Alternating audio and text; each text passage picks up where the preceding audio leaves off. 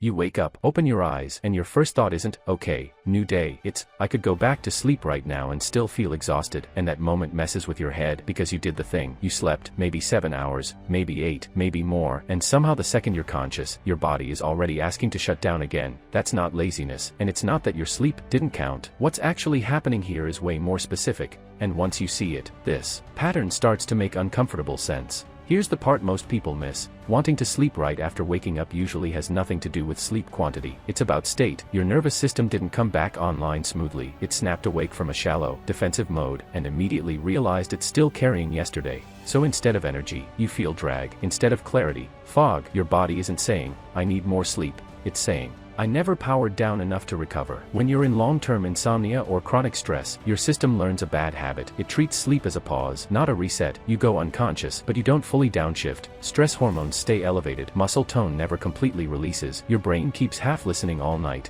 scanning for problems. So when morning hits, you don't wake up from rest. You wake up back into load. And the fastest escape your system knows is the same one it's been using. Sleep, or at least the idea of it. This is why coffee doesn't really help. This is why mornings feel heavier than nights. And this is why weekends don't fix it either. Your system associates being awake with demand and being asleep with relief, even if that relief is fake. So the moment you wake up, your nervous system goes, nope, too soon, and tries to pull you back under. Another thing that trips people up is this. Deep sleep often happens earlier in the night. If your system is stressed, you might get a short window of decent recovery, then spend the rest of the night in lighter stages. By morning, your body has already burned through what little restoration it got. So you wake up technically rested on paper, but functionally empty. That's why 4 hours can sometimes feel better than 8. You wake up before the crash back into shallow sleep cycles. It's not healthy, but it's predictable. And here's the piece that usually lands hardest. That morning sleepiness isn't physical tiredness, it's nervous system fatigue. It's the cost of staying braced for too long. You don't feel refreshed because your system never felt safe enough to let go. Sleep didn't refill you, it just kept you offline for a few hours. This is also why forcing yourself into better sleep hygiene often backfires.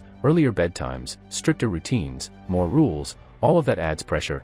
And pressure is exactly what keeps your system from releasing. The fix isn't more control, it's teaching your body how to complete stress and actually exit survival mode, especially at night. That's what the guide walks through step by step, not tricks, but a reset of how your system relates to sleep and waking up. If you're hearing this and thinking, yeah, that's exactly how my mornings feel, that's not random, that's a pattern, and it's reversible. The guide breaks down why mornings are the way they are, how to stop waking up already drained, and how to rebuild real recovery instead of chasing more hours. If you want to understand why your body keeps asking for sleep the second you wake up, start there, because the goal isn't to sleep longer, it's to wake up without immediately wanting to disappear again.